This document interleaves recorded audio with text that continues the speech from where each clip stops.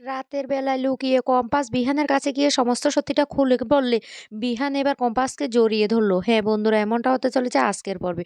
বিস্তারিত জানতে ভিডিওটিতে লাইক দিয়ে চ্যানেলটিকে সাবস্ক্রাইব করে পুরো ভিডিওটি তোমরা দেখতে থাকো। গল্পের শুরুতে আমরা দেখতে পারবো ঋতুজা সেই পেপারটা মুক্তির হাতে দিয়ে বলতে লাগলো, আশা করি এই পেপারটা তুই তোর কাছে খুব যত্ন সহকারে রেখে দিবি, কারণ এখন না আমি সাইন করতে পারবো না। কম্পাসকে নিয়ে এদিকে বাড়ির সবাই চিন্তিত হয়ে আছে, তাই যতক্ষণ না পর্যন্ত কম্পাসের ব্যাপারটা মিটছে না ততক্ষণ পর্যন্ত আমি সাইনটা করতে পারবো না। এই বলে ঋতু যখন চলে যায়, মুক্তি তখন বলতে লাগলো সাইন করবে করবে। ঋতু ভেবেছে কিছু না বাহানা করে সাইনটা করবে না, কিন্তু ওকে তো সাইন করতে হবে, আমি সব ব্যবস্থা করে রেখেছি। তখন সেনাপতি বলতে লাগলো, মা দেখেছো ওই মহিলা কতটা ধুরন্ধর।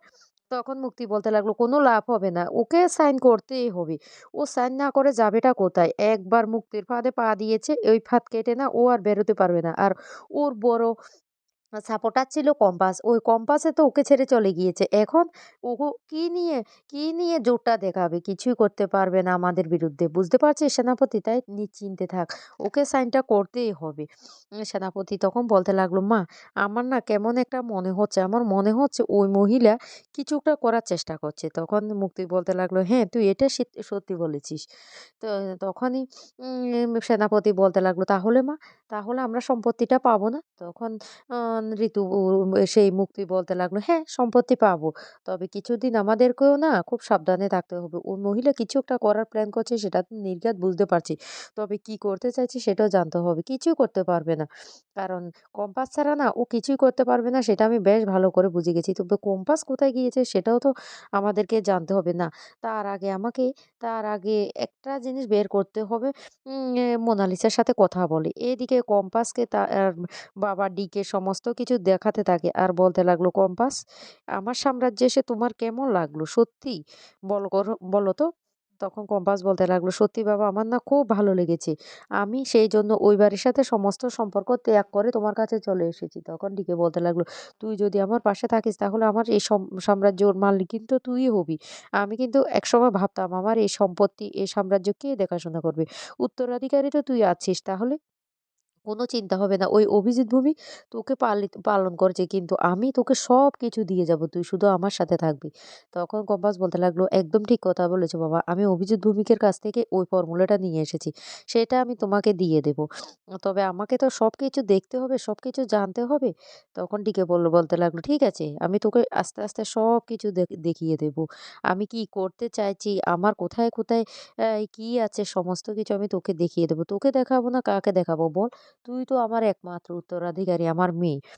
তখন কম্পাস খুব খুশি হয়ে যায়। এদিকে ডিকে বলতে লাগলো, তাহলে এবার কিন্তু খাওয়া-দাওয়াটা করে নিবি। আমি এই দেখ তোর জন্য এই বাংলোটা ব্যবস্থা করে রেখেছি। তোর যা প্রয়োজন তুই একবার বলবি, ওরা সবকিছু তোর হাতের মুঠোয় এনে দেবে। আর কোনো সমস্যা নেই। তখন কম্পাসের মনে পড়ে যায় সেই বাড়ির কথা। বাড়িতে সে কিভাবে সবার সাথে খারাপ ব্যবহার করে বেরিয়ে চলে এসেছে।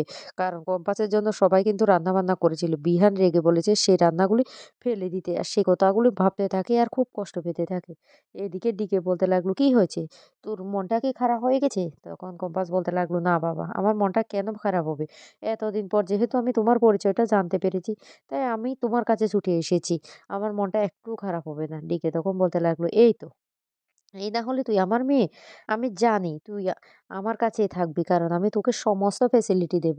কম্পাস তখন মনে মনে খুব কষ্ট পেতে থাকে বিহানের জন্য। বারবার বিহানের কথাগুলি মনে পড়তে থাকে। বিহান বারবার বলেছিল, কম্পাস যেও না, কম্পাস যেও না। কম্পাস তখন বলতে লাগলো, না, আমি একবারও ওখান থেকে ফোন করব না। যদি ওই ডিকে কিছু করে রাখে, যদি আমার মোবাইলটা ট্র্যাক করে রাখে, তাহলে সর্বনাশ হয়ে যাবে। না, না, আমি মাকে একবারও এখান থেকে ফোন করব না। কিছু একটা উপায় আমাকে বের করতেই হবে। এই বলে কম্পাস ভাবতে থাকে। অন্যদিকে দেখা যায় মুক্তি লুকিয়ে ফোন করে মোনালিসার কাছে। আর মোনালিসাকে বলতে লাগলো, মোনালিসা, সর্বনাশ কাণ্ড হয়ে গেছে। মোনালিসা তখন বলতে লাগলো, মুক্তি মাসি, জানো, ডিকের মেয়ে কম্পাস সেই কথাটা ডিকে জানার পরে আমি যে কম্পাসকে মারার জন্য লোক পাঠিয়েছি সেটা জেনে গেছে। আর দাদুকে বলেছে যদি কম্পাসের বিরুদ্ধে আমরা কিছু করি না, তাহলে কিন্তু দাদুকে শেষ করে ফেলবে। এদিকে বিহান প্রচন্ড রাগারাগি করে বলতে লাগলো, মা, মা, আমার মনে হচ্ছে কম্পাস যা কিছু করছে তোমার সাথে পরামর্শ করা করছে, সেটাই আমার মনে হচ্ছে, কিন্তু তোমাকে তো কিছু বললো না, তাই আমি না আর ভালো লাগছে না, ও ও আমাকে যেভাবে অপমান করে চলে গিয়েছে, আমি সেটা ভুলতে পারছি না, তাই আমি আমি ক্লাবে চলে যাচ্ছি। এইদিকে মুক্তির সমস্ত খবরটা মোনালিসাকে দিয়ে দেয় আর বলতে লাগলো, তোমার এই সুযোগ, তুমি এই এই সুযোগে বিহানের কাছাকাছি আসার চেষ্টা করো, তুমি এক্ষুনি ওই ক্লাবে চলে যাও।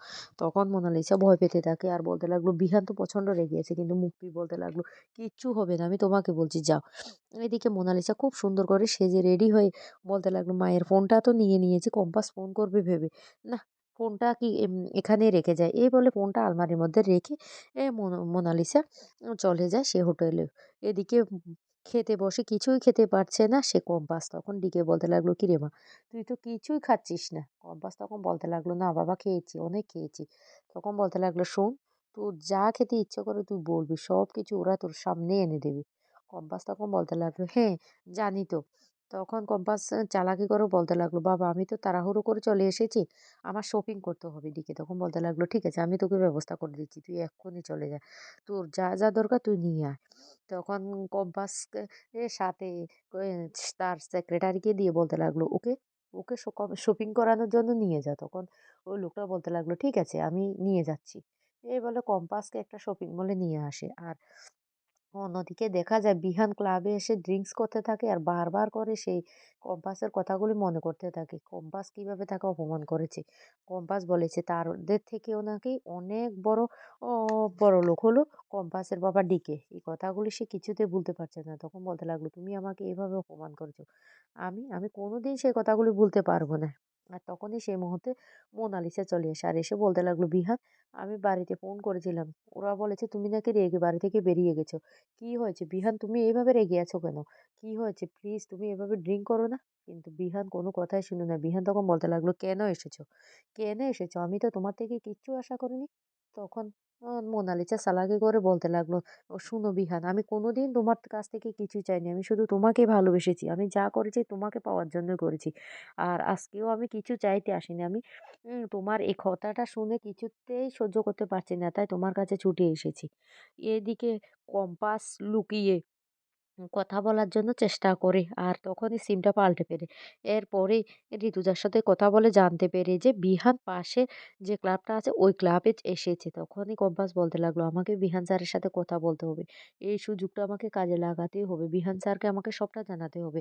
তখন ঋতুজা বলতে লাগলো, বিহান কিন্তু তোর উপর প্রচন্ড রেগে আছে। তুই যে কোনো প্রকারে বিহানকে ম্যানেজ করা, তুই কি করতে চাইছিস সেটাও কিন্তু বলবি। কম্পাস তখন বলতে লাগলো, ঠিক আছে মা, তুমি কোনো চিন্তা করো না। তারপরে লুকিয়ে বিহানের সাথে দেখা করে কম্পাস। তারপর বিহানকে সমস্ত কথাটা খুলে বলে কেন কম্পাস বাড়ি থেকে বেরিয়ে এসেছে। সত্যিটা জানার পর বিহান খুব খুশি হয়ে যায় আর কম্পাসকে বুকে জড়িয়ে বলতে লাগলো, ও বিশ্বাস করো, আমি তোমাকে ভুল বুঝেছি, আমি তোমার পাশে আছি। তখন কম্পাস বলতে লাগলো, ঠিক আছে, কত দিন পর্যন্ত আমি কিন্তু তোমার সাথে কোনো যোগাযোগ রাখবো না।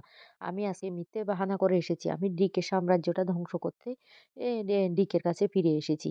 এই কথাটা বললে বিহান তখন বলতে লাগলো, ও কি ভয়ানক জায়গা তুমি চলে এসেছো, তুমি কি পারবে সেটা করতে? তখনই কম্পাস বলতে লাগলো, তুমি শুধু আমার উপর ভরসাটুকু রাখো। তো বন্ধুরা, কেমন লাগলো আজকের পর্বটি অবশ্যই কমেন্ট করে জানাবে।